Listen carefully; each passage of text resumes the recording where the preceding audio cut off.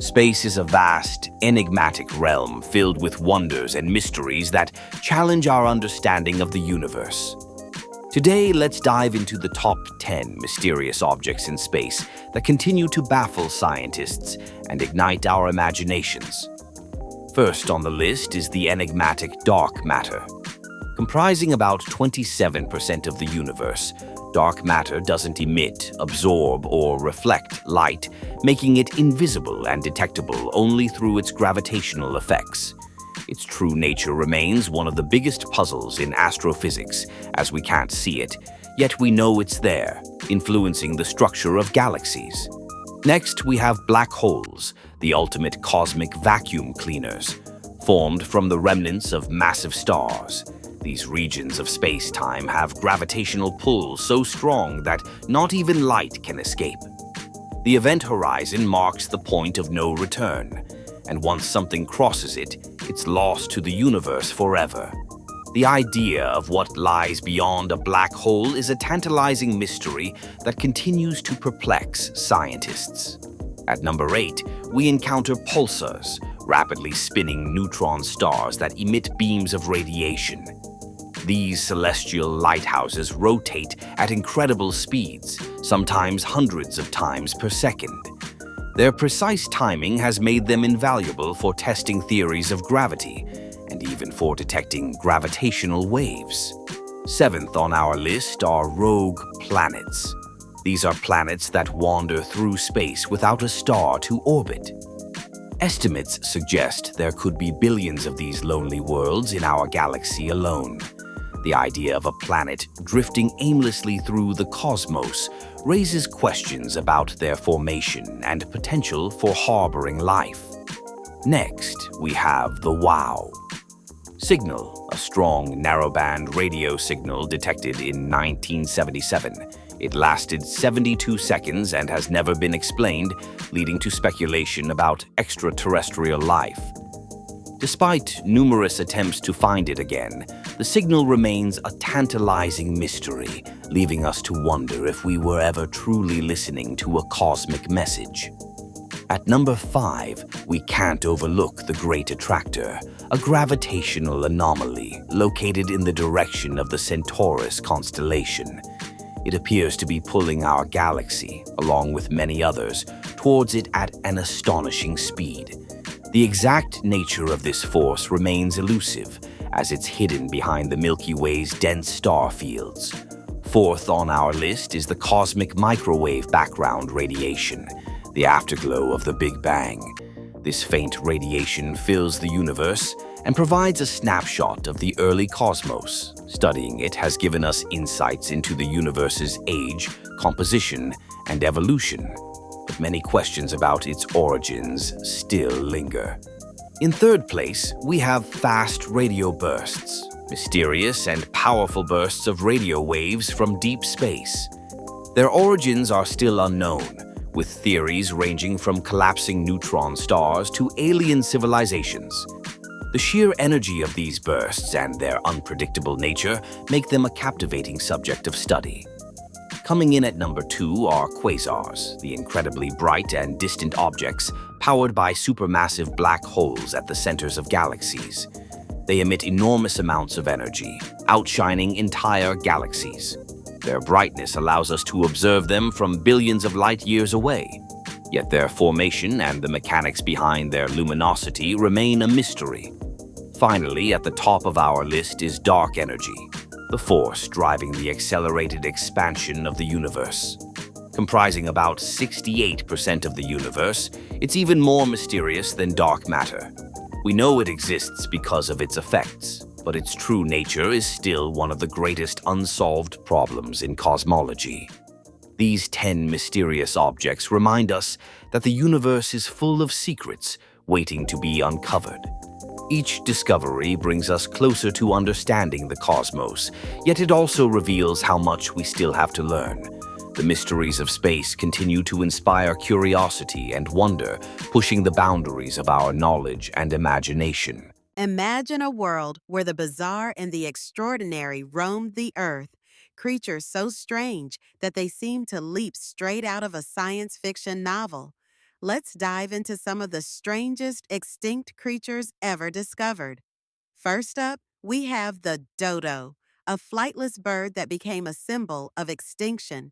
Native to Mauritius, the dodo was about 3 feet tall and weighed around 2339 pounds.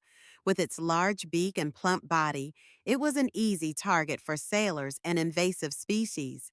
The last confirmed sighting was in the late 17th century, and it serves as a stark reminder of the impact humans can have on wildlife. Next, let's talk about the Yabwa megalodon, the colossal shark that ruled the oceans around 23 million years ago. This behemoth could grow up to 60 feet long, making it one of the largest predators to ever exist. With teeth the size of a human hand, Megalodon was a fearsome hunter, preying on whales and other large marine animals. Imagine swimming in the ocean and knowing that a creature of this size was lurking beneath the waves. Now, picture the woolly mammoth, a close relative of today's elephants. These giants roam the cold tundras of the northern hemisphere, sporting long, curved tusks and a thick coat of fur to keep warm. Standing up to 13 feet tall, they were not only impressive in size, but also played a crucial role in their ecosystem. Sadly, they disappeared around 4,000 years ago, likely due to a combination of climate change and hunting by early humans. Then there's the thylacine, or Tasmanian tiger, which was the largest carnivorous marsupial in modern times. With its striped back and dog-like appearance, it was a unique blend of features. The thylacine was declared extinct in the 20th century, primarily due to hunting and habitat loss. Its haunting call and mysterious nature have made it a subject of fascination and numerous alleged sightings, fueling hopes of its return. Let's not forget the swamp ankylosaurus, a dinosaur that looked like a living tank. Covered in armor-like plates and equipped with a clubbed tail, this creature was well protected from predators. It lived during the late Cretaceous period and was a herbivore, munching on low-lying plants. The sheer design of its body is a testament to the incredible adaptations that evolution can produce. And how about the Damas Irish elk? The This massive deer, which lived during the last ice age, had antlers that could span up to 12 feet across. Despite its size, it was a herbivore, grazing on grasses and shrubs. The Irish elk eventually went extinct, likely due to climate changes and overhunting by humans. Its impressive antlers remain a symbol of the grandeur of prehistoric life. Finally, let's consider the stellar sea cow, a gentle giant that once inhabited the cold waters of the Bering Sea. Growing up to 30 feet long, this herbivorous marine mammal was related to today's manatees. It was discovered in the 18th century and was hunted to extinction within just 27 years. Its story is a poignant reminder of how quickly we can lose a species. These creatures, each with their own unique adaptations and stories, remind us of the incredible diversity of life that has existed on our planet.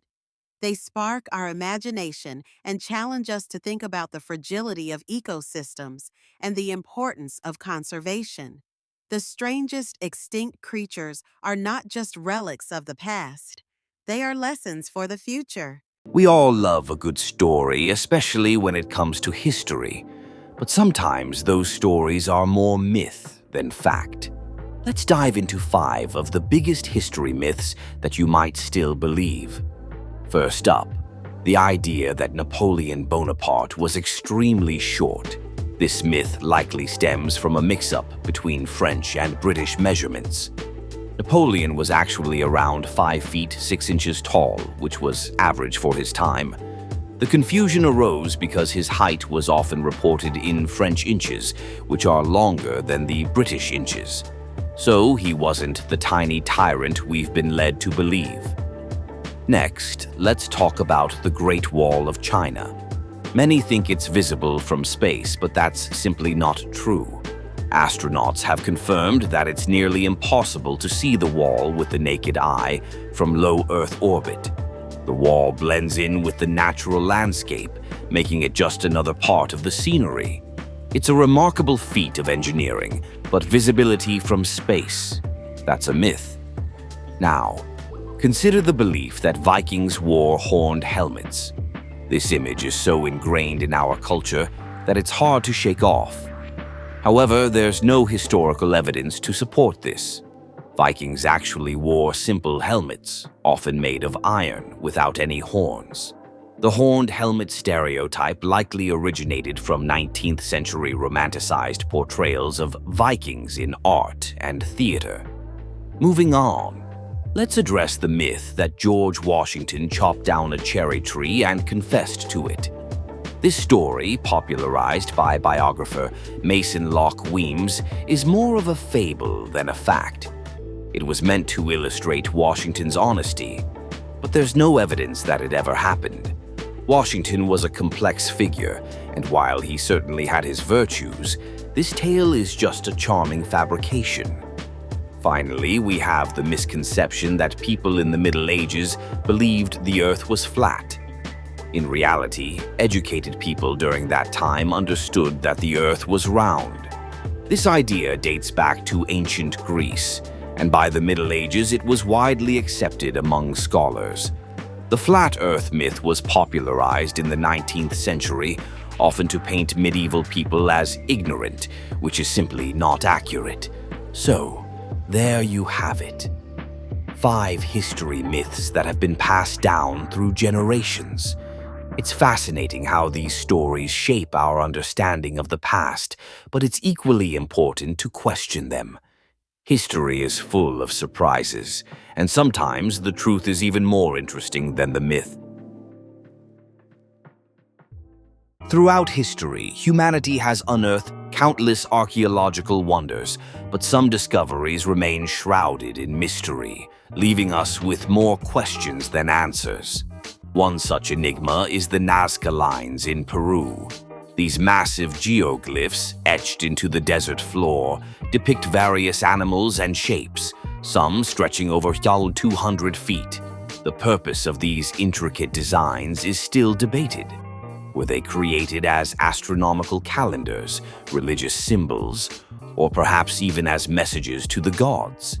The sheer scale and precision of these lines, visible only from the air, make them a fascinating puzzle. Then there's the Antikythera mechanism, often referred to as the world's first analog computer. Discovered in a shipwreck off the coast of Greece, this ancient device dates back to around 150 BC. It features a complex system of gears and dials that could predict astronomical positions and eclipses. The sophistication of this technology was not seen again until the 14th century, raising questions about the level of scientific knowledge in the ancient world. How did such advanced technology exist so long ago, and what else might we have lost to time?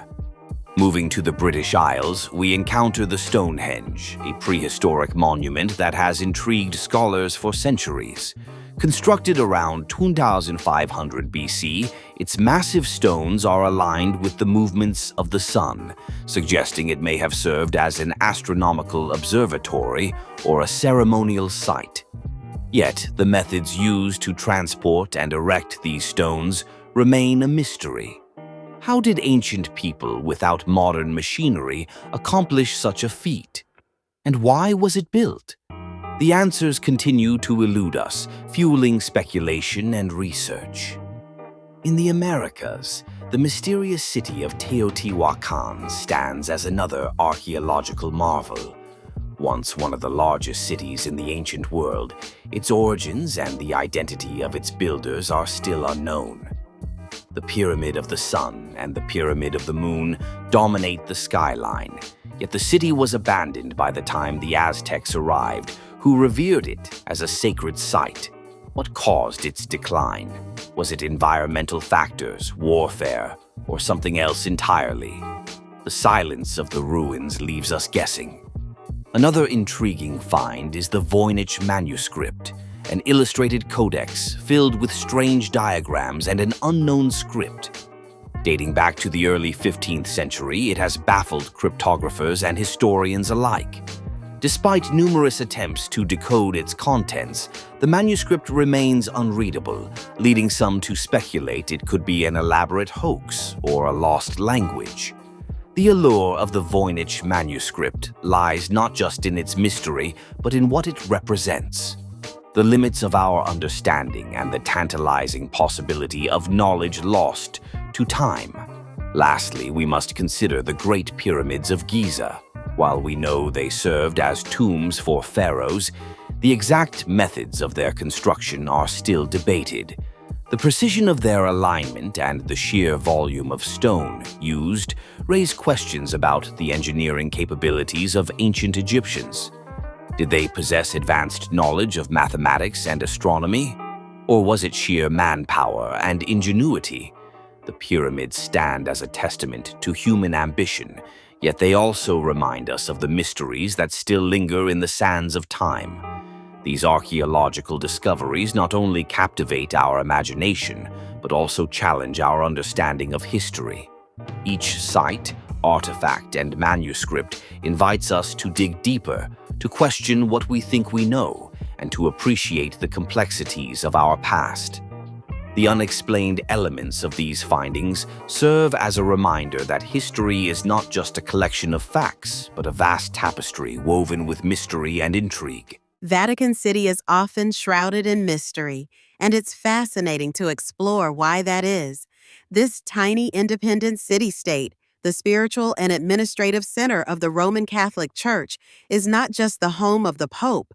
It's a treasure trove of secrets, history, and power dynamics that date back centuries. First, let's talk about its size. Vatican City is the smallest country in the world, measuring just about 110 acres. Yet, within this compact space lies an immense amount of influence. The secrecy surrounding it stems from its unique position in global politics and religion. The Vatican operates independently from Italy, which allows it to maintain a level of autonomy that few other states can claim. This independence is crucial for the Church's ability to navigate international relations without interference. Now, consider the Vatican's role as a spiritual leader. The Pope is not just a religious figure, he's a global leader with a voice that resonates far beyond the walls of St. Peter's Basilica. This power comes with the need for discretion. The Vatican often engages in delicate negotiations with countries, addressing issues like war, poverty, and human rights. Keeping certain discussions confidential is essential for maintaining diplomatic relationships and fostering peace. Then there's the wealth of the Vatican. It's estimated to hold billions in art, real estate, and investments. The Vatican museums, housing masterpieces like the Sistine Chapel, are not just cultural landmarks, they're also significant financial assets. The Church's financial dealings are often opaque, leading to speculation and intrigue. Why the secrecy? Perhaps it's to protect the sanctity of its mission and to avoid the pitfalls of public scrutiny that can come with wealth. Let's not forget about the Vatican's archives. The Vatican Secret Archives, despite its name, is not so much about keeping secrets as it is about preserving history. These archives contain documents dating back over 1,000 years, including correspondence from historical figures like Michelangelo and even letters from kings and queens. Access to these archives is highly restricted, fueling conspiracy theories and speculation about what might be hidden within those walls. Moreover, the Vatican's stance on various social issues often invites controversy. The Church's teachings on topics like contraception, LGBTQ+ rights, and divorce can be polarizing. The secrecy surrounding internal discussions and decision-making processes allows the Church to navigate these sensitive topics without facing immediate backlash. It's a balancing act of maintaining tradition while addressing contemporary issues. Finally, there's the allure of the unknown. The Vatican's mystique captivates millions. Whether it's the rituals of the papacy, the conclave that elects a new pope, or the centuries-old traditions that govern its operations, there's a sense of intrigue that keeps people coming back for more. This air of secrecy can be a powerful tool, drawing attention and curiosity, which ultimately serves to reinforce the Vatican's influence. In essence, the secrecy of Vatican City is a complex interplay of history, power, and faith. It's a place where the past meets the present, and where the sacred intertwines with the political. Understanding this secrecy gives us a deeper appreciation for not just the Vatican itself, but for the intricate world of global diplomacy and religious leadership it represents. Imagine a blimp floating gracefully through the sky, a beacon of surveillance during World War II. But on August 16, 1942, the L-8, known as the Ghost Blimp, took off on a routine mission and vanished without a trace. When it landed, it was empty. The crew? Gone. No signs of struggle, no distress signals, just a blimp drifting silently over the Pacific. Investigators found personal belongings, but no explanation. Some say it was a UFO, others suggest a tragic accident. To this day, the mystery remains unsolved, leaving us to wonder, what really happened to the crew of the Ghost Blimp? I often think about the 52 Hertz whale, the loneliest creature on Earth. This unique whale calls out at a frequency that no other whale seems to respond to, making its haunting song a solitary echo in the vast ocean. Discovered in the 1980s, it's believed to be a hybrid, possibly between a blue whale and a fin whale. Imagine swimming through the deep blue, surrounded by the sounds of your own voice, with no one to answer back. Scientists speculate it may be searching for companionship, yet its calls remain unanswered. The 52 Hertz whale reminds us of the profound loneliness that can exist in the natural world, a poignant symbol of isolation amidst the beauty of the ocean.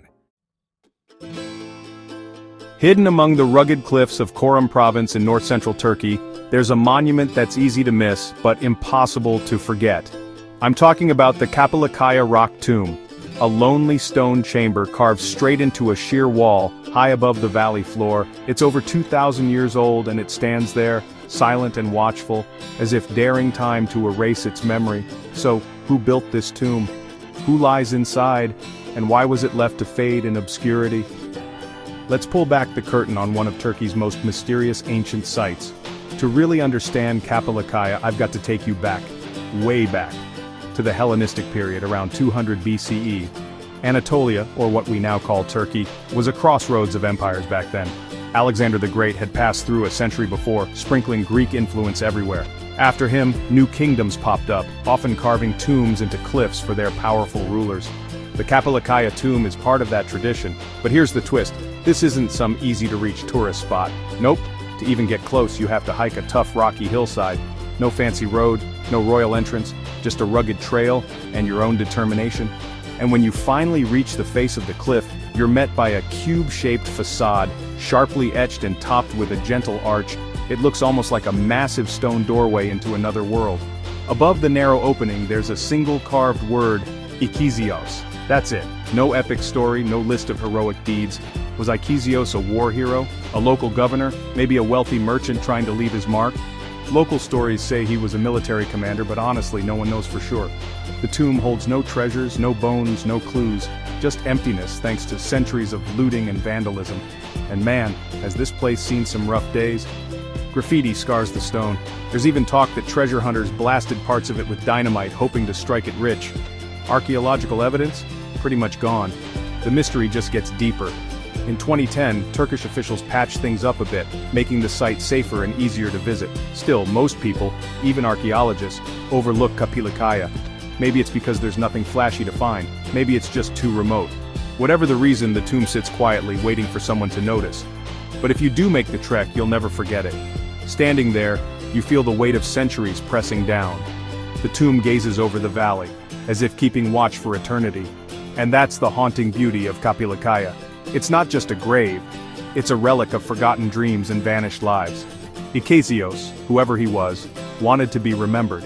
And maybe, just maybe, This stubborn block of stone is all the remembrance any of us ever get. Sometimes the questions that remain are what make a story truly unforgettable.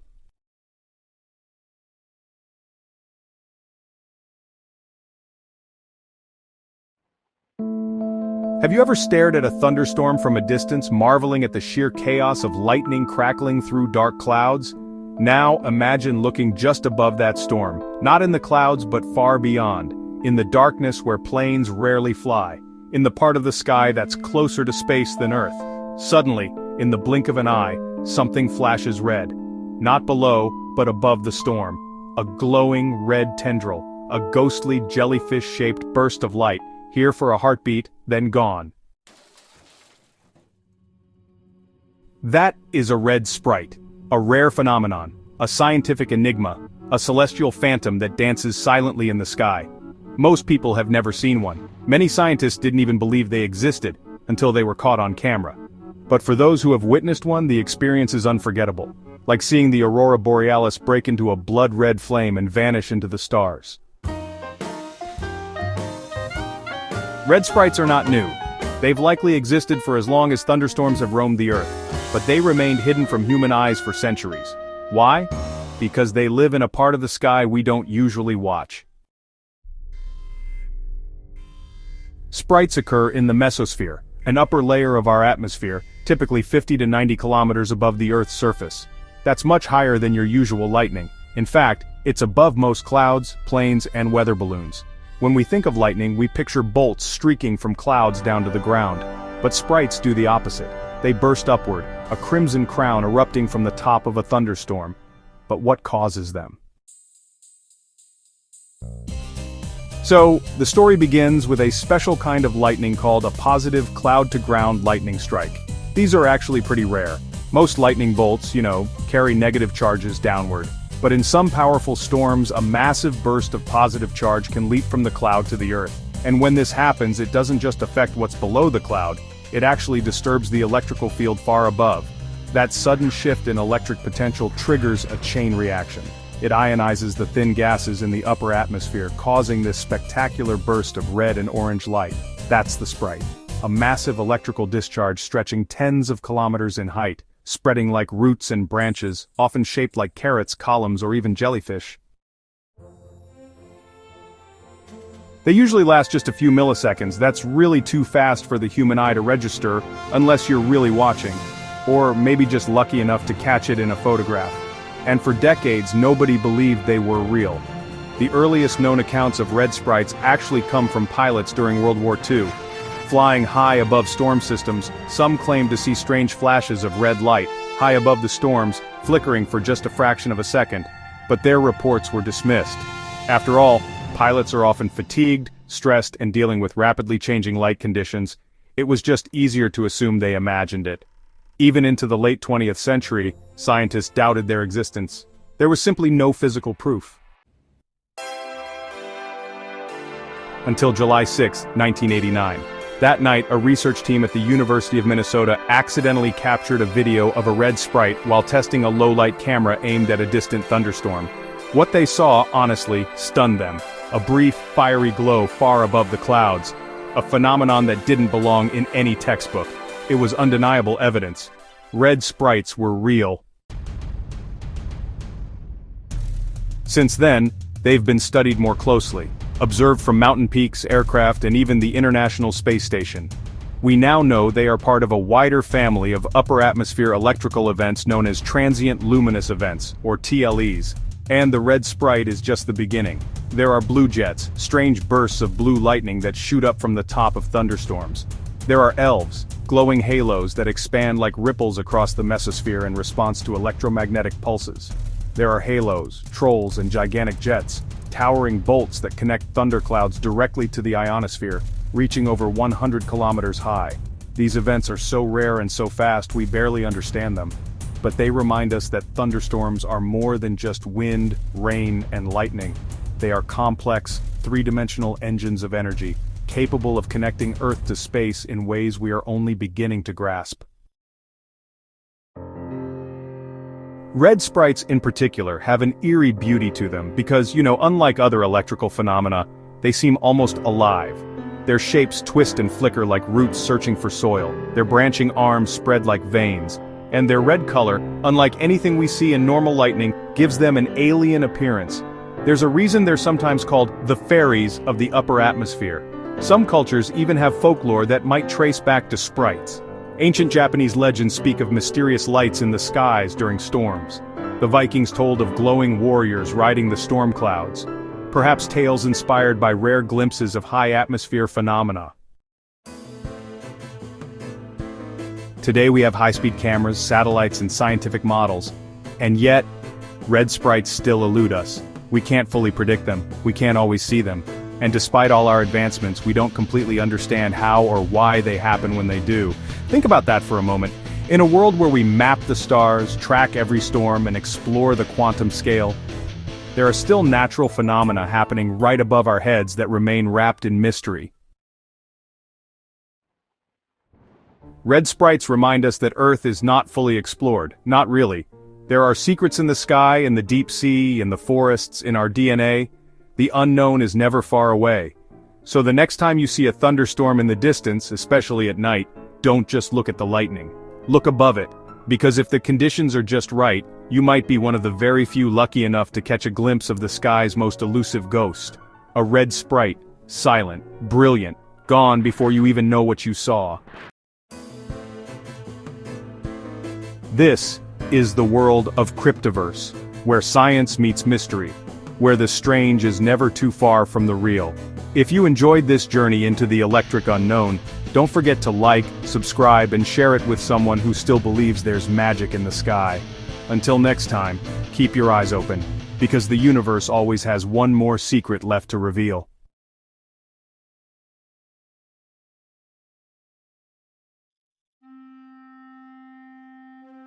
When we think of ancient Egypt, our minds often conjure up spectacular images of golden masks, towering pyramids, and tombs filled with unimaginable riches. We picture the treasures of Tutankhamun, glittering jewelry, and powerful pharaohs entombed in splendor. These objects certainly tell us a great deal about the ancient world, its beliefs about the afterlife, and the immense power of its rulers. But sometimes the most revealing treasures are not the ones that sparkle. Sometimes a simple, everyday object can offer a more intimate and profound connection to the past. It turns out one of Egypt's greatest treasures is not a golden sarcophagus, but something far more humble, a shirt. This might sound quite surprising, doesn't it? A piece of clothing? How could a plain linen tunic possibly compete with the dazzling artifacts we see in museums around the world? Well, this isn't just any old shirt.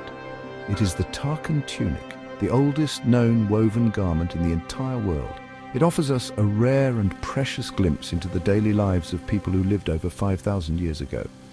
It's a direct link to a person, to their body, their work, and their world. This single piece of fabric tells a story that gold and stone cannot, a story about craftsmanship, society, and the simple human need to get dressed in the morning. The importance of the Tarkan tunic lies in its very ordinariness. While a pharaoh's crown tells us about royalty and divine power, this shirt tells us about the people themselves. It speaks of a sophisticated textile industry that existed thousands of years before many other great civilizations even began. It shows us that people long ago were not so different from us. They cared about how they looked, they valued well-made clothes, and they had a sense of style. This tunic is a tangible piece of a person's life, a fragile remnant that has somehow survived the centuries to speak directly to us today. So let's put aside the glittering gold for a moment and focus on this incredible piece of linen. We are going on a journey to uncover its story. We'll look at how it was found, lost, and then found again. We will explore the secrets it revealed to scientists and what it tells us about the people of ancient Egypt. It's a detective story, really, piecing together clues from threads and folds to understand a world that vanished long ago. This simple shirt is a testament to the idea that history is not just about kings and battles. It's about real people, living real lives. The story of the Tarkan tunic begins over a century ago, in the early 20th century. The great British archaeologist Sir Flinders Petrie was leading an excavation at a site called Tarkan, an ancient cemetery not far from Cairo. Petrie was a meticulous excavator, famous for his systematic methods at a time when many were just digging for treasure. He was interested in everything, not just the shiny objects. He knew that pottery, tools, and even scraps of fabric could tell him about the lives of ordinary ancient Egyptians. His team was carefully working through a large mastaba tomb, a type of tomb from Egypt's earliest dynastic period. Inside this tomb, numbered 2050, Petri and his team found a large pile of linen. At first glance, it probably seemed like little more than a bundle of old rags, covered in the dust and sand of millennia. In the heat and rush of a major excavation, it was easy to overlook such things. The team had other priorities, other tombs to clear and more obviously valuable artifacts to catalogue. So this bundle of linen, along with other textiles from the site, was packed up and sent back to London for further study. It was labelled and put into storage at University College London, where Petri held a professorship. For decades, the Tarkan tunic lay there, completely forgotten. It was just one bundle among thousands of artifacts that Petri had shipped back from his many excavations in Egypt and Palestine. The academic world moved on. New discoveries were made, and the linen from Tarkan sat in a box, waiting. No one realized the incredible secret it held. It was a classic case of not seeing the treasure right in front of you. The focus was so often on inscriptions, statues, and jewellery that a humble piece of cloth simply didn't seem important enough to warrant a closer look. This period of neglect is a fascinating part of the tunic story. It highlights how our understanding of history can change. What one generation of archaeologists considers unimportant, another might see as a key piece of evidence. The tunic was preserved, but its significance was lost in translation, packed away in a storeroom. It's a powerful reminder that discovery isn't just about digging things out of the ground. Sometimes the most important discoveries happen long after, in the quiet archives and storerooms of museums, when a fresh pair of eyes decides to take another look. The tunic's moment of rediscovery finally came in 1977. Conservators at the Victoria and Albert Museum in London were sorting through a box of what they thought were miscellaneous ancient textiles, the same bundle that Petri had excavated more than 60 years earlier. They were preparing the items for cleaning and proper storage. As they carefully handled the stiff, dirty linens, they realized this was not just a pile of random scraps. They began to piece it together and saw the distinct shape of a garment emerge. It had tailored sleeves, a V-neck, and a pleated body. It was a shirt. This was an astonishing find. Recognizing it as a complete garment rather than just fragments was the first crucial step. The team, led by conservation expert Sheila Landy, carefully cleaned and conserved the delicate fabric. They could now see its incredible details. The main body of the tunic was made from 3 pieces of sturdy, hand-woven linen, while the sleeves were exquisitely pleated. This was not a simple sack-like garment, it was a piece of tailored clothing designed to fit the human form. The craftsmanship was remarkable, showing a level of skill that no one thought possible for such an early period. The next big question was just how old was it? Based on the tomb it came from, archaeologists suspected it was from the first dynasty around 3000 BC, but they needed proof. In 1983, a small sample was sent for radiocarbon dating, a technique that measures the decay of carbon-14 to determine age. The results were astounding. The test confirmed that the Tarkan tunic was made between 3482 and 3102 BC. This officially made it Egypt's oldest garment and the world's oldest surviving piece of woven clothing. It was a stunning confirmation of its historical importance. The dating process changed everything. The tunic was no longer just an interesting curiosity, it was a landmark artifact. It pushed back the history of fashion and textile technology by centuries, if not millennia. The fine weave, the pleats, and the tailored cut all pointed to a highly advanced society. This wasn't the work of people just learning how to make cloth. This was the product of a mature industry with skilled artisans who understood their materials and had a clear sense of design. The forgotten bundle of rags had been transformed into one of the most important textiles in the world. With its age confirmed, the next mystery was who would have worn such a garment. The Tarkan tunic is not a simple, rough piece of work clothing. It is finely made with details that suggest it was a high-status item. The pleating on the sleeves and the tailored fit would have required a significant amount of time and skill to create. This was not something an ordinary laborer would have worn to build pyramids. This was a piece of high fashion for its time, likely expensive and owned by someone of considerable importance in society. We can see signs of wear and tear on the tunic. There are creases at the elbows and under the arms, which tells us that this was not a ceremonial garment stored away for special occasions. It was worn in life. Someone moved in this shirt, worked in it, and lived in it. This makes it even more personal and fascinating. It connects us directly to the body of an individual from over 5,000 years ago. We can almost imagine a wealthy Egyptian nobleman or a high-ranking official going about their daily business. The fine linen providing comfort in the hot climate. Could it have been worn by a member of the royal family? It is certainly possible. The tomb where it was found was a large and important one, suggesting it belonged to a member of the elite. While the tunic is elegant, it is also practical. It would have allowed for freedom of movement, making it suitable for an active person of high rank. Perhaps it was a young prince, or even a pharaoh in their youth. Without an inscription, we will probably never know the owner's name. But the quality of the tunic itself speaks volumes about their place in the world. The tunic's design is also quite revealing. It's light and airy, perfectly suited to the Egyptian climate. The V-neck and fitted sleeves are surprisingly modern. It shows that the fundamental principles of clothing design, comfort, practicality, and style were already well established at the dawn of civilization.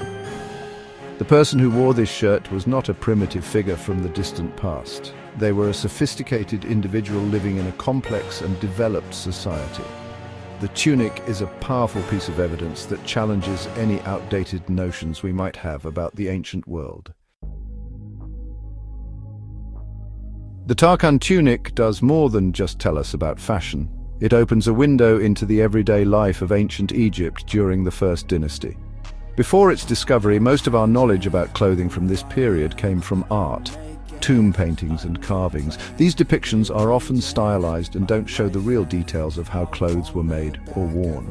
They usually show simple, wrap-around kilts for men and straight, sheath-like dresses for women. The Tarkan tunic, however, is real. It is physical proof of tailored clothing, something far more complex than the simple wraps seen in art. This tells us that the reality of ancient life was far more nuanced than artistic conventions suggest. The Egyptians had the technology and skill to create fitted garments, which implies a sophisticated understanding of weaving and sewing. Making the linen thread, weaving the cloth on a loom, and then cutting and stitching it into a shirt was a multi-step process that required specialized labor.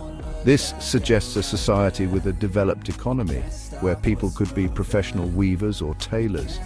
It paints a picture of a bustling, organized world, not so different from our own in its basic structure. Furthermore, the tunic gives us insight into ancient Egyptian values. The care taken in its creation shows that they valued aesthetics and personal appearance. The fine pleats were not necessary for the shirt to function, they were a decorative element. A touch of style meant to impress. This tells us that social status was important and that clothing was one of the primary ways people displayed it. Just as we might wear a designer brand today to signal our place in the world, an ancient Egyptian might have worn this finely pleated tunic to show they were a person of taste and means.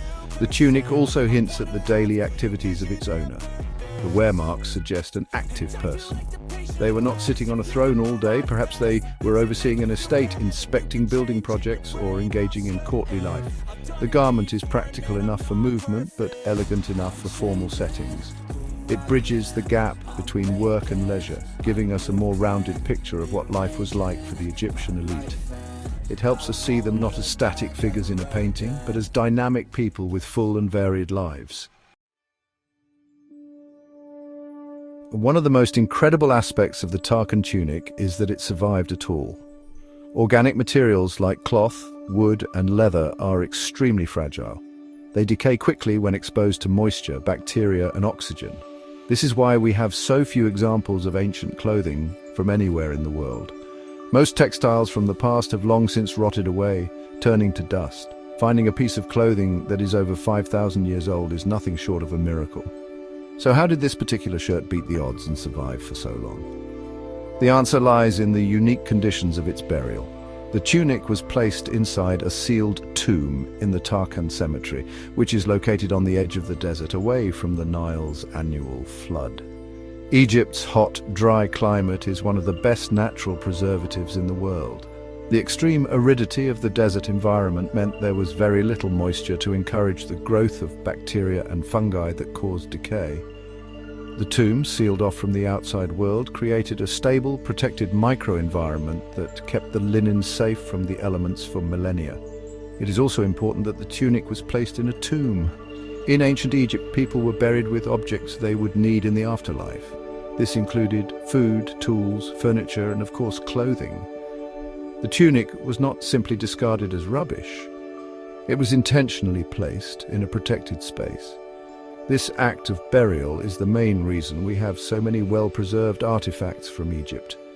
While most everyday items would have been worn out and thrown away, grave goods were sealed away from the ravages of time.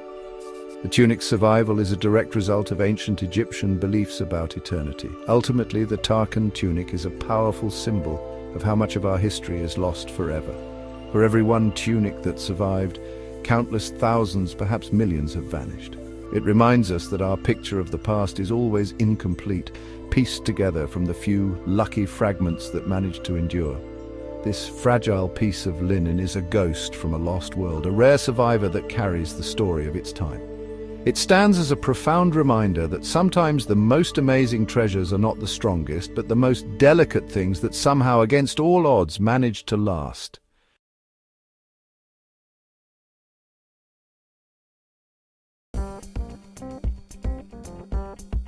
Imagine carrying a secret within your body for decades. It is not a memory or a feeling, but something tangible, a silent passenger you never knew was there. This is the reality for a very small number of women around the world who discover they have been carrying a stone baby. This phenomenon, known in the medical world as a lithopedion, is one of the rarest and most astonishing occurrences in human medicine. It represents a story of a life that never began, yet never truly left. The body, in its incredible wisdom, performs a feat of self-preservation that is almost hard to believe, turning what could be a fatal event into a dormant, calcified relic that can remain hidden for a lifetime, sometimes for more than half a century. This is not a tale from mythology or ancient folklore. It is a documented, albeit exceptionally rare, medical condition. A lithopedion begins with a tragedy, a pregnancy that implants outside the uterus where it cannot survive. When the fetus dies and is too large for the body to reabsorb, an amazing biological process can be triggered. The mother's immune system recognizes the fetus as a foreign object. To protect itself from infection and decomposition, it slowly encases the fetus in a hard, protective layer of calcium. This process essentially mummifies the fetus, transforming it into a stone-like mass that poses no immediate threat to the mother, allowing her to continue living her life, often completely unaware of the stone child she carries within her. The stories of women who have been diagnosed with a lithopedion are profoundly human. They often involve years of unexplained chronic pain, digestive issues, or a sense of a persistent lump that doctors might misdiagnose for decades. The eventual discovery, usually made through an X-ray or CT scan for an unrelated issue, brings a mixture of shock, confusion, and a strange sense of resolution. For these women, it is the answer to a question they may not have even known how to ask. It is a physical manifestation of a lost pregnancy, a story of motherhood interrupted and preserved in the most unexpected way, challenging our understanding of the boundaries between life, death, and the body's resilience. As a neurosurgeon and a medical journalist, I have encountered many strange and wonderful things the human body can do. But the story of the stone baby stands apart. It pushes the limits of what we think is possible. It is a powerful reminder that our bodies hold mysteries we are still working to understand. This essay will explore the journey of the lithopedion, from its biological origins in an ectopic pregnancy, to the historical accounts and modern-day discoveries that continue to captivate the medical community. We will look at how the body performs this incredible act of self-defense, and consider the deep emotional impact this discovery has on the women who have carried these silent passengers for so long. The term lithopedion itself sounds like something from an ancient text, and in a way it is. The word is derived from two Greek roots, lithos, which means stone, and paidion, which means child. Together they form the hauntingly accurate description stone child. This name was first coined by the German physician Friedrich Kuchenmeister in the 19th century, but the condition itself has been documented for much longer. The earliest known account comes from the 10th century physician Al-Bukaysis, a prominent Arab surgeon. He described the condition in his writings, providing one of the first medical records of this rare phenomenon. His work showed that for over 1,000 years, doctors have been aware that under very specific circumstances, a human body can create something so extraordinary. Historical records contain several fascinating and sometimes dramatic accounts of lithopedians. One of the most famous cases is that of Madame Colombe Chatry, a 68-year-old Frenchwoman who died in 1582. After her death, her suspicious husband and relatives requested an autopsy. To their astonishment, surgeons discovered a fully formed stone baby inside her abdomen.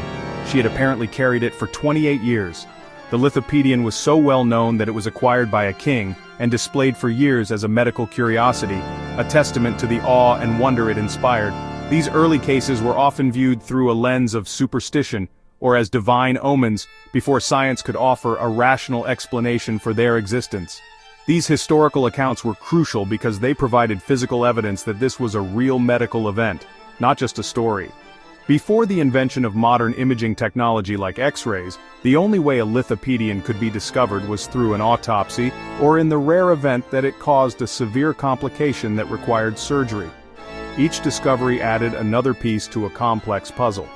Physicians and anatomists began to study these calcified fetuses, trying to understand how they formed and why they did not kill the mother. They documented the size, the level of preservation, and the exact location within the body, slowly building a foundation of knowledge for what we understand today. The rarity of the condition is staggering. It is estimated to occur in only 0.0054% of all pregnancies. This means that for every million pregnancies, only a handful might ever have the potential to become a lithopedion. And even then, the specific conditions must be just right for calcification to occur. The fetus must develop to a certain size, the pregnancy must go unnoticed, and the mother's body must initiate the specific immune response. It is this incredible rarity that makes every documented case, whether from the 16th century or the 21st, a valuable source of medical insight.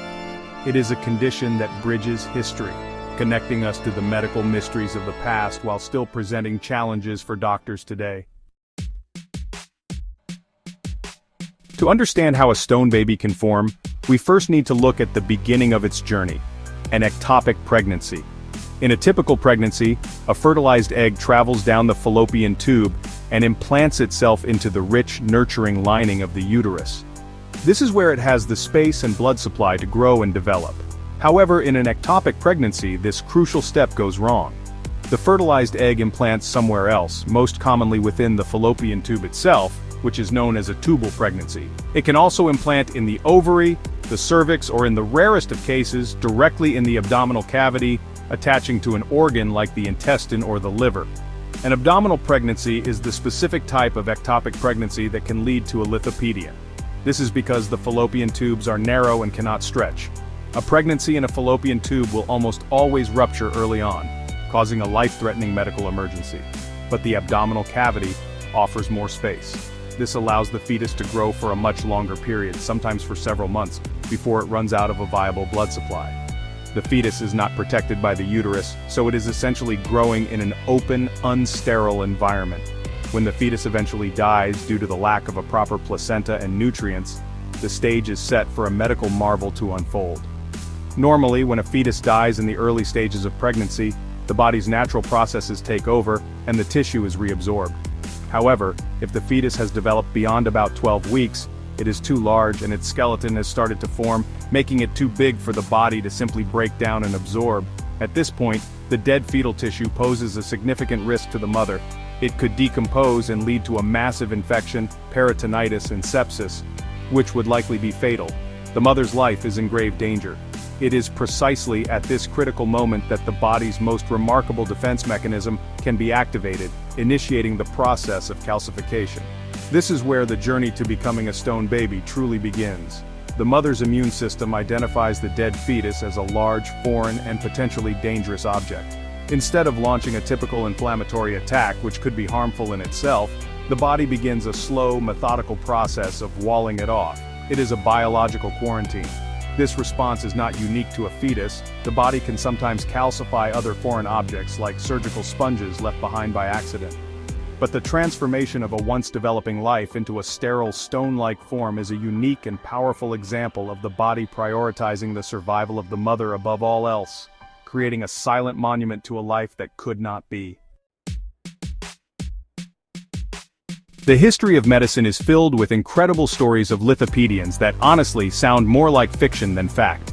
Beyond the famous case of Madame Chatry from 1582, there's the equally astonishing story of the stone baby of Sens. In the mid-16th century, a woman named Colombe Chatry reportedly carried a lithopedion for nearly 3 decades.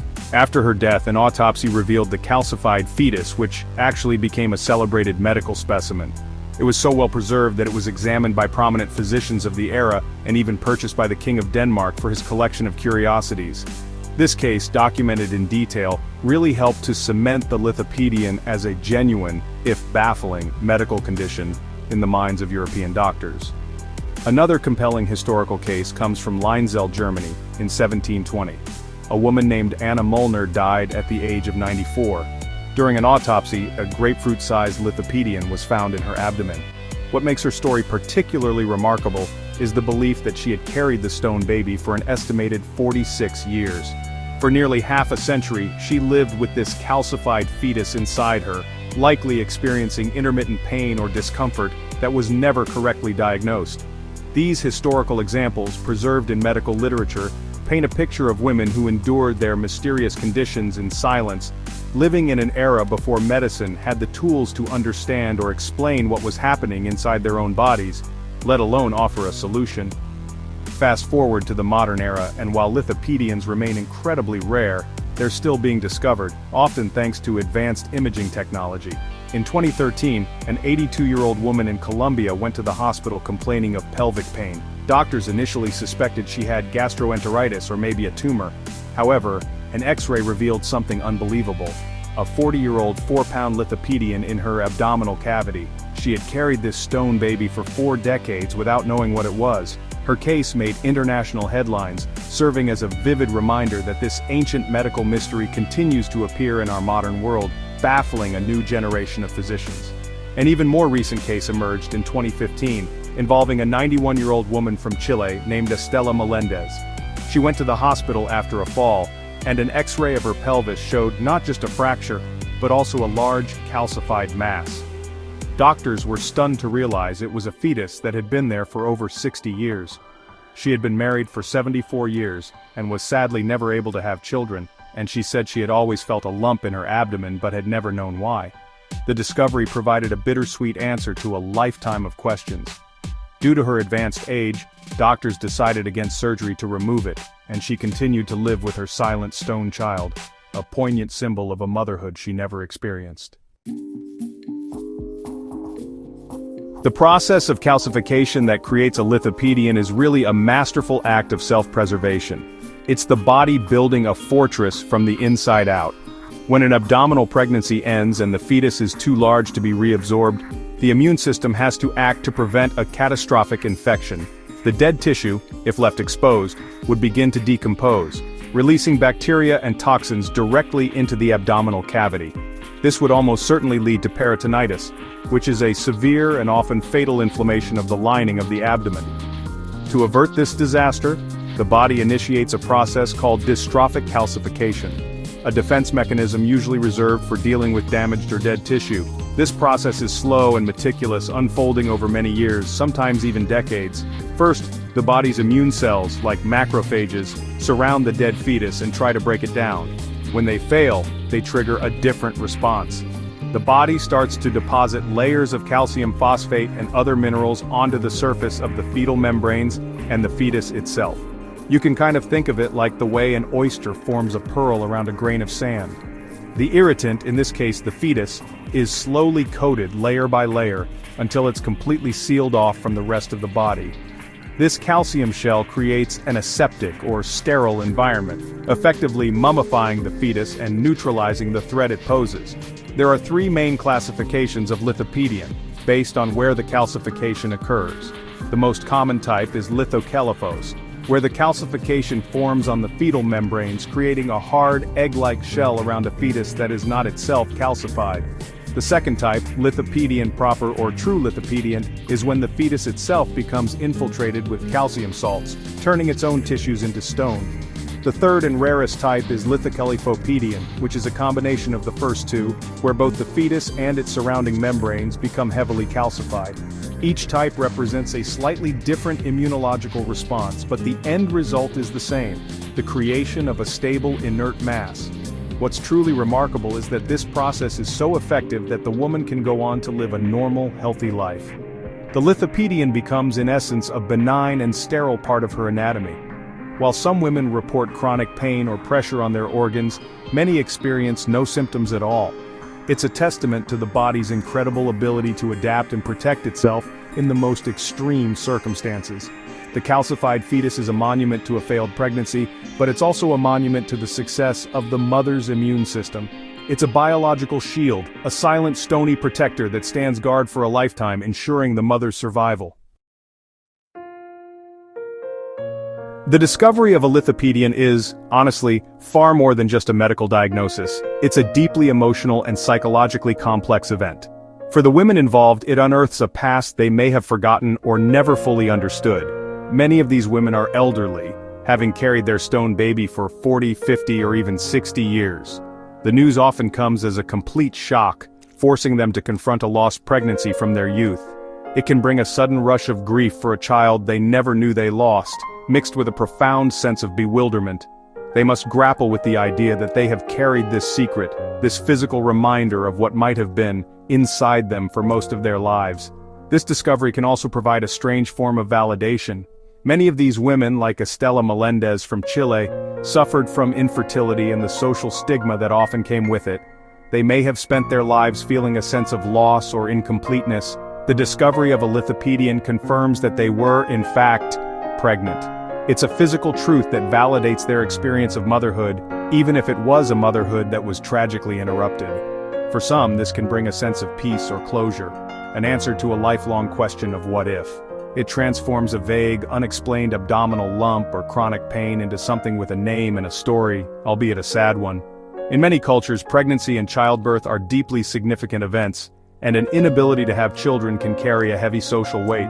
The discovery of a stone baby can be interpreted in various ways depending on cultural and personal beliefs. In some communities, it might be seen as a curse or a bad omen, leading to fear and isolation. In others, it might be viewed with a sense of wonder or even reverence, as a sign of something miraculous. The woman herself must navigate these interpretations while processing her own personal feelings. She becomes the keeper of an incredible story, one that can be difficult to share and even more difficult for others to comprehend. Ultimately, the emotional impact is a testament to the resilience of the human spirit. These women have lived full lives, often while carrying a significant physical and unknowingly emotional burden. The diagnosis forces them to reevaluate their life story, to incorporate this unbelievable chapter into their personal history. It's a story of loss, but also of survival. The body's ability to protect the mother is mirrored by the woman's emotional ability to process and live with this extraordinary truth. It's a powerful reminder that the stories written on our bodies are often the most profound, telling tales of life, loss, and the incredible strength to endure. In today's world of advanced medical technology, it may seem surprising that a condition like lithopedion can still go undetected for so long. The primary reason is that its symptoms are often vague and easily mistaken for other more common ailments. A woman with a lithopedion might complain of chronic abdominal pain, digestive problems, or a feeling of a hard mass in her pelvis. These symptoms could lead doctors to suspect a wide range of conditions, from benign tumors and fibroids to gastrointestinal issues or hernias. Without a specific reason to look for something so incredibly rare, a lithopedion is simply not on most physicians' diagnostic radar. The truth often remains hidden until an unrelated medical issue prompts an imaging study. The definitive diagnosis of a lithopedion almost always comes from an X-ray, Connecticut scan, or MRI. These imaging technologies can cut through the ambiguity and reveal the unmistakable calcified outline of a fetus. For the radiologist who first sees it, it's a moment of pure astonishment. They're looking at a medical ghost, a perfectly preserved artifact from decades past, locked inside a living person. Once discovered, the medical team is faced with a difficult decision: what to do next. For many elderly patients like the 91-year-old Estela Melendez, the risks of major surgery to remove the lithopedion outweigh the potential benefits, especially if it is not causing severe symptoms. In these cases, the decision is often to leave the stone baby in place. This raises a fascinating point about modern medicine. Even with all our knowledge and technology, the human body continues to hold deep mysteries. The lithopedion is a powerful symbol of this. It represents the intersection of life and death, frozen in time. It is a biological process that is both morbid and beautiful, a tragedy that is transformed into a feat of survival. Each new case that emerges is a valuable opportunity for the medical community to learn. It provides data on the long-term effects of carrying a lithopedion and offers insights into the incredible capabilities of the human immune system. It forces us to appreciate the body's wisdom and its profound drive to protect itself. The story of the stone baby is ultimately a story of endurance. It's about the physical endurance of the body, which walls off a threat and carries on for decades. And it's about the emotional endurance of the women who discover this unbelievable truth about their own bodies and their past. The lithopedion reminds us that not all stories have a clear beginning or end.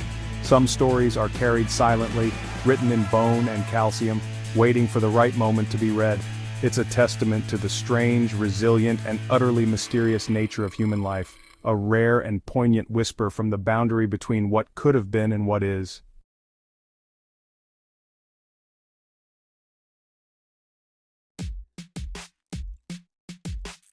In the world of Demon Slayer, darkness falls every night. With it comes a terrible fear. This is the time when demons emerge from the shadows. They hunt humans for food, bringing tragedy to countless families. These creatures are not mere monsters, they were once human themselves. Twisted by the blood of a powerful demon, they lost their memories and their humanity. They gained incredible strength, regenerative abilities, and a relentless hunger for human flesh. This constant threat forces people to live in fear, locking their doors and praying for the sun to rise. The night is a long and dangerous time, filled with whispers of monsters that lurk just beyond the light. The society in Demon Slayer is built around this fundamental conflict. The existence of demons has shaped how people live, travel, and even think. Villages are isolated, and travel after sunset is considered a death sentence. The fear is palpable, a heavy blanket that smothers hope in many communities. The stories of demon attacks are passed down through generations, becoming cautionary tales for children. Yet amidst this widespread terror, a small but dedicated group of warriors fights back. They are the last line of defense for humanity, a beacon of light in a world consumed by darkness. They operate in secret, unknown to the general public, waging a hidden war to protect the innocent from the horrors of the night. This eternal struggle between humans and demons is the very heart of the story. It is a battle not just of swords and supernatural powers, but of ideologies. The demons represent despair, selfishness, and the loss of one's soul for the sake of power and survival. They prey on the weak and embody the darkest aspects of existence. On the other hand, the humans who fight them represent hope, sacrifice, and the unbreakable bonds of family and friendship. They fight not for personal gain, but for the protection of others, holding on to their humanity even when faced with overwhelming odds. This clash of values is what makes every confrontation so meaningful and emotionally charged. The conflict is ancient, stretching back for centuries. It is a cycle of violence and sorrow that seems to have no end. For every demon slain, another seems to rise, created by the same dark source. This endless war has created a world steeped in grief, where loss is a common experience. Families are torn apart, dreams are shattered, and the weight of survival presses down on everyone. It is into this grim and unforgiving world that our heroes are born, destined to challenge this cycle of despair. Their journey is not just about defeating monsters, it is about finding a way to restore balance and bring a lasting peace to a world that has known only conflict for far too long. The story begins with a kind-hearted boy named Tanjiro Kamado. He lives a simple but happy life in the mountains with his family. He sells charcoal in a nearby town to support his mother and younger siblings. Tanjiro is known for his strong sense of smell and his unwavering compassion for others. His world is shattered one fateful day when he returns home to find his entire family brutally murdered by a demon. The only survivor is his younger sister, Nezuko, but she has been turned into a demon herself. This single horrific event sets Tanjiro on a path he never could have imagined, transforming him from a gentle boy into a determined warrior on a desperate quest. Driven by love for his sister, Tanjiro's mission becomes clear. He vows to find a way to turn Nezuko back into a human. Remarkably, Nezuko retains a fragment of her human will. She refuses to consume human flesh and instead protects Tanjiro from other demons. This unique bond between a human brother and his demon sister becomes the emotional core of the entire series. Tanjiro carries Nezuko in a special wooden box on his back, shielding her from the sunlight that is deadly to demons.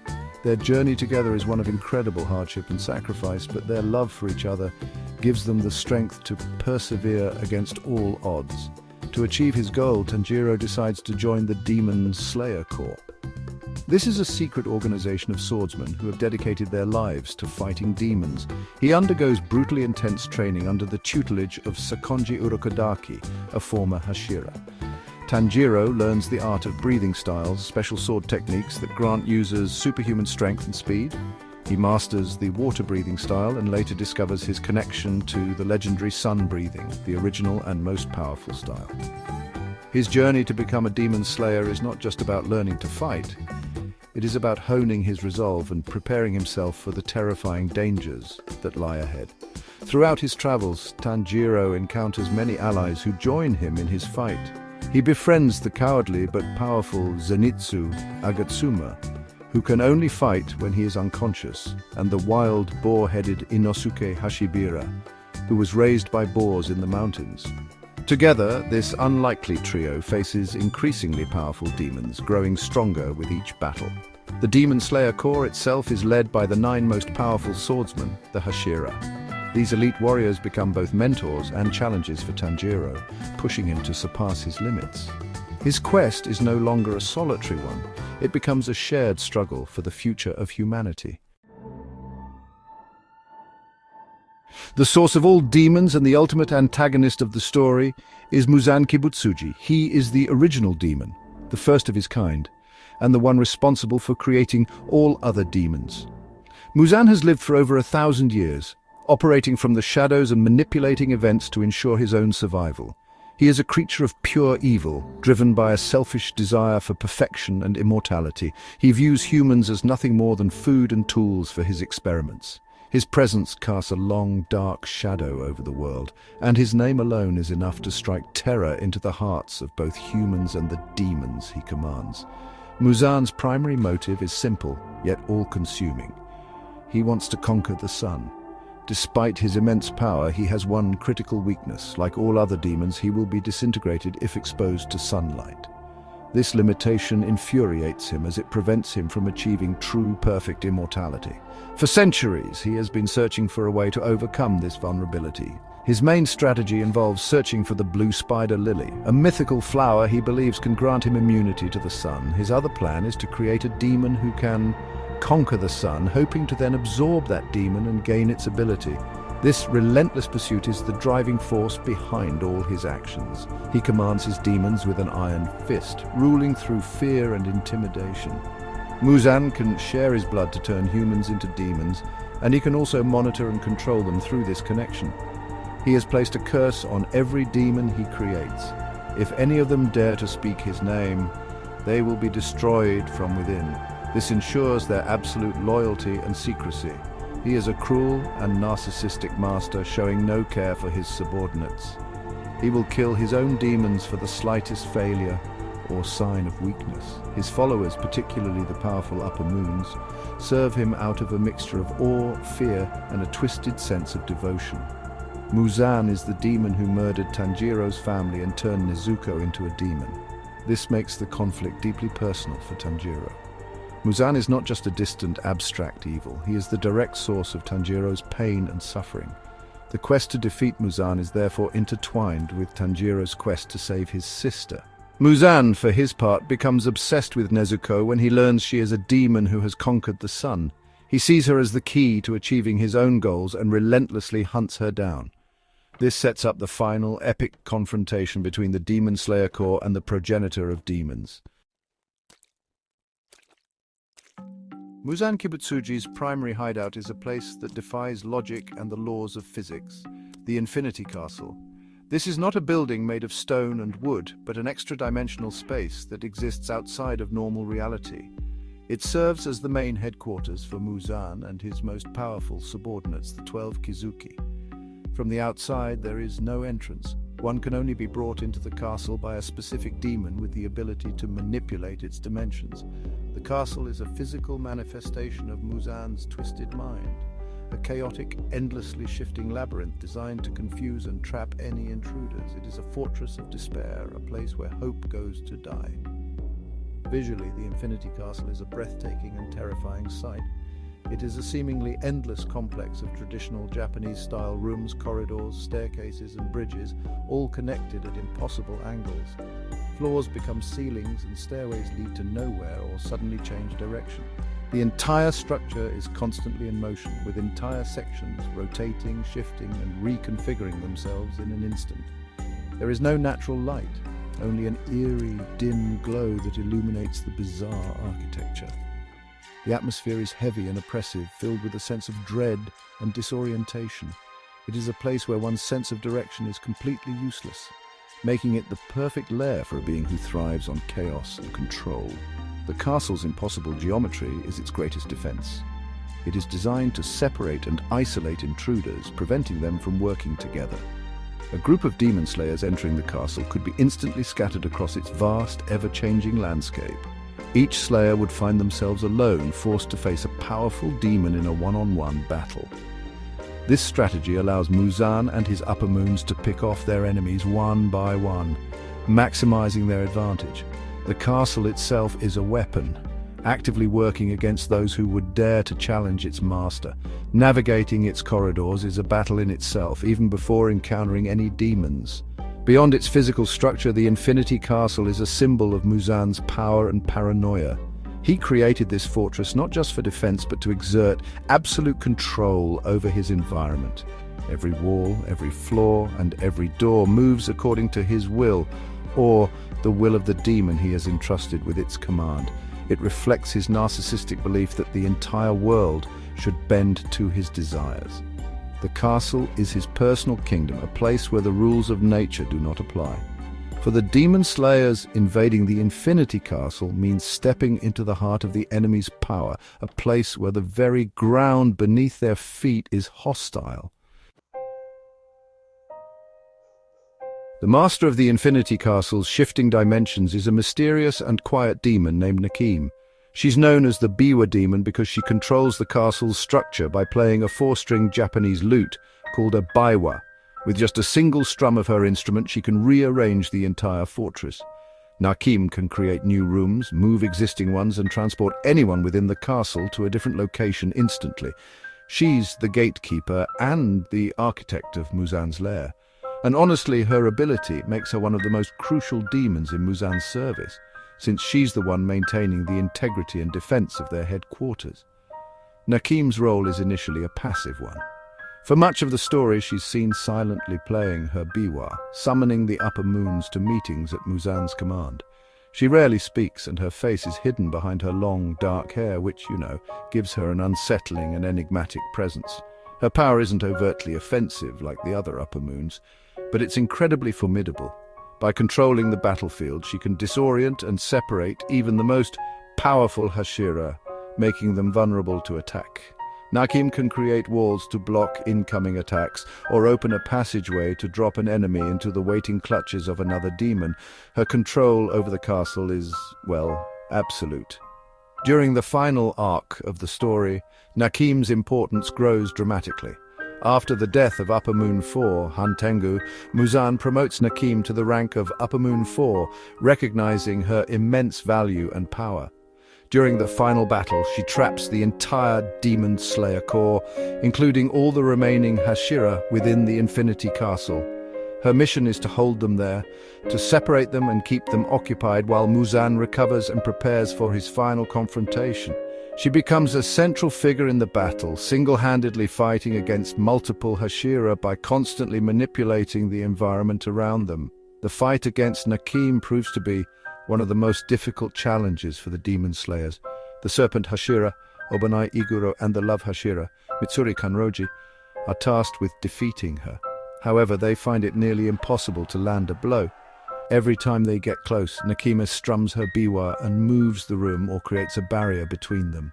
They're unable to reach her, stuck in a frustrating and exhausting battle against the castle itself. Her defeat ultimately comes not from a direct attack, but from the demon slayer Yushiro, who uses his own blood demon art to interfere with her vision and hijack her control over the castle. A true testament to Nakimi's unique and powerful abilities. The Infinity Castle is home to the most powerful demons under Muzan's command, the Upper Moons.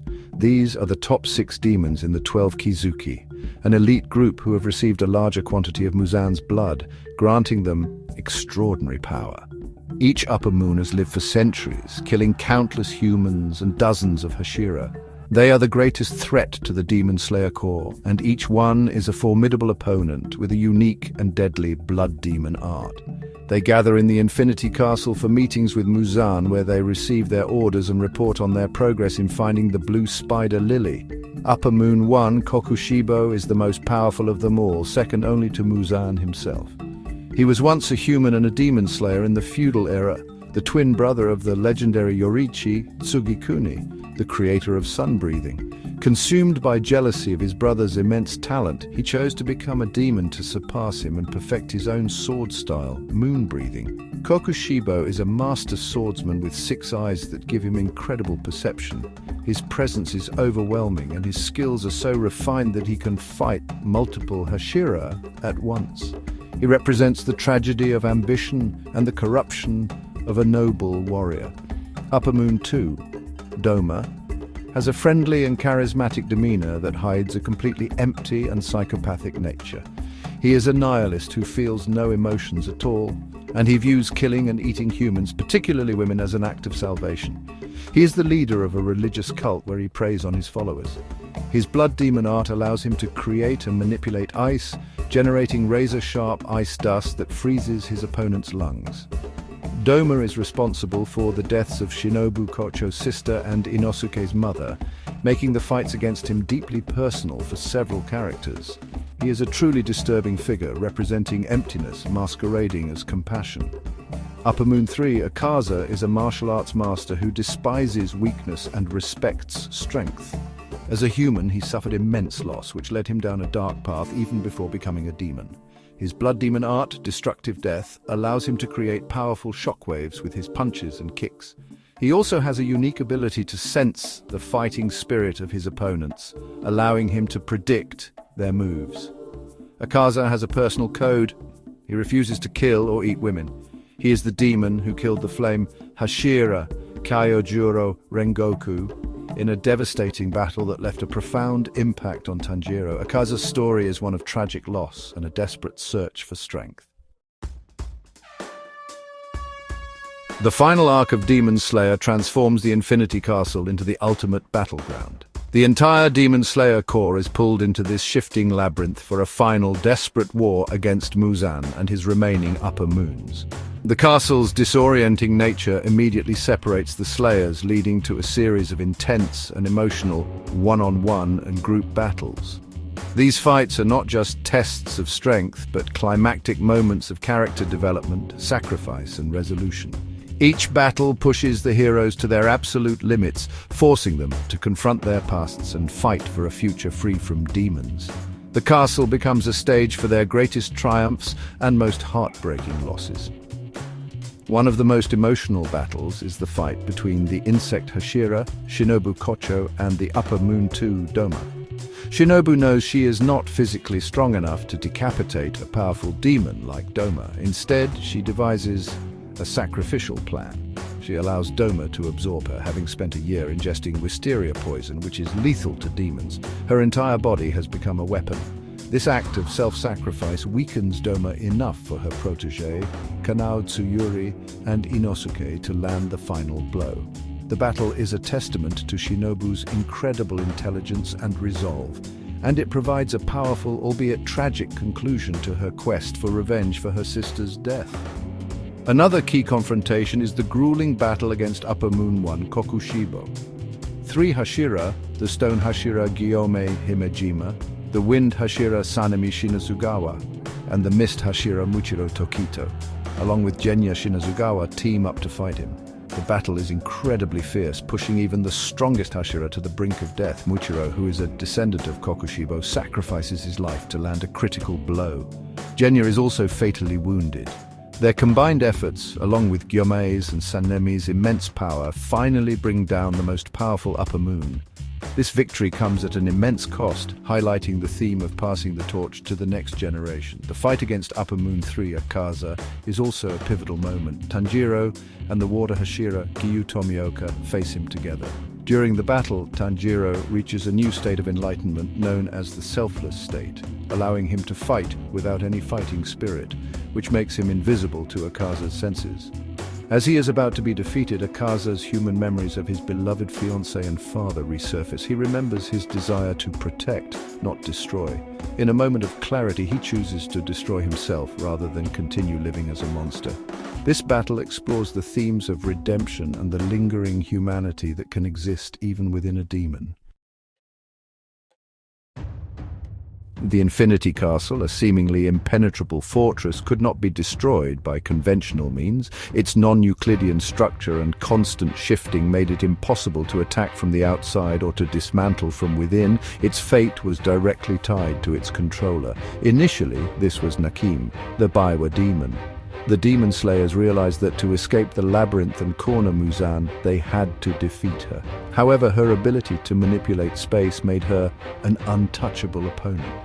The key to the castle's undoing came from an unexpected source, demonstrating that brute force is not always the answer to every problem.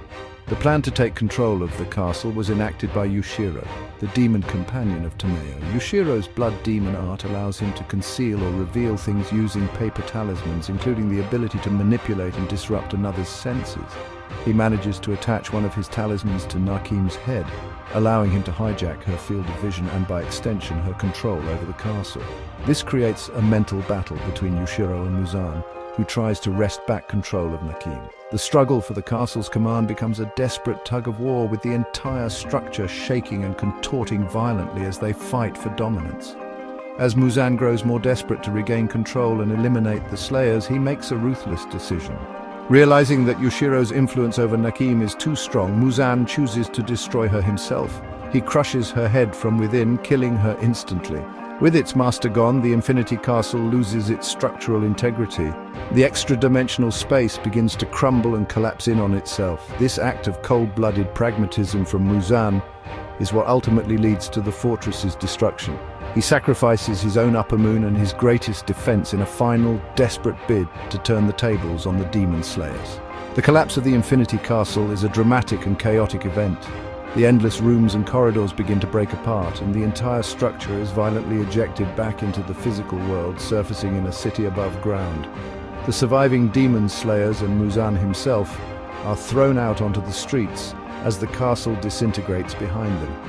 The fall of the fortress signifies the end of the labyrinthine chase. There are no more walls to hide behind, no more tricks of space and dimension. The final battle between the Demon Slayer Corps and Muzan Kibutsuji is forced out into the open to be decided under the looming threat of the rising sun. The Infinity Castle is far more than just a physical location in the world of Demon Slayer. It stands as a powerful symbol of Muzan Kibutsuji's psyche. Its chaotic, disorienting, and endlessly complex nature perfectly mirrors his own twisted mind. It is a reflection of his narcissism, his desire for absolute control, and his deep-seated paranoia. The castle has no foundation, no connection to the natural world, just like Muzan himself, who has severed all ties to his own humanity. It is a lonely, sterile place built not for community or comfort, but as a monument to one being's selfish will. Its cold, inorganic nature represents the emptiness at the core of demonic existence. The castle also represents the theme of despair. For the demon slayers, being drawn into it is like being swallowed by hopelessness itself. It is a place designed to break their spirits, to separate them from their comrades, and to force them into unwinnable battles. The shifting walls and impossible corridors create a sense of powerlessness, suggesting that resistance is futile. Every corner turned could lead to a powerful enemy or simply to more confusion. The Infinity Castle is the ultimate manifestation of the psychological warfare that Muzan wages against humanity. It is a physical embodiment of the fear and despair he wishes to spread throughout the world. However, even within this fortress of despair, the story finds moments of profound hope and courage. The battles that take place within its walls are not just about survival, they are about the triumph of the human spirit. The demon slayers fight on despite the overwhelming odds, their bonds of friendship and love serving as a light in the darkness. Sacrifices like Shinobu's and Muichiro's are not acts of desperation, but calculated, heroic choices made for the sake of a better future. The castle, intended to be a place of isolation, ironically becomes the very stage where the strength of their camaraderie is proven to be unbreakable. Ultimately, the destruction of the Infinity Castle symbolizes the shattering of Muzan's reign of terror. When it collapses and is forced out into the open world, it signifies that Muzan's secrets and deceptions are finally over. He can no longer hide in his manufactured reality. He must face the consequences of his actions in the real world, under the same sun he has feared for a millennium. The fall of the castle is a victory for hope over despair, for order over chaos, and for the collective strength of humanity over the selfish tyranny of one individual. It is a powerful reminder that even the most formidable fortresses of fear can be brought down by courage and sacrifice.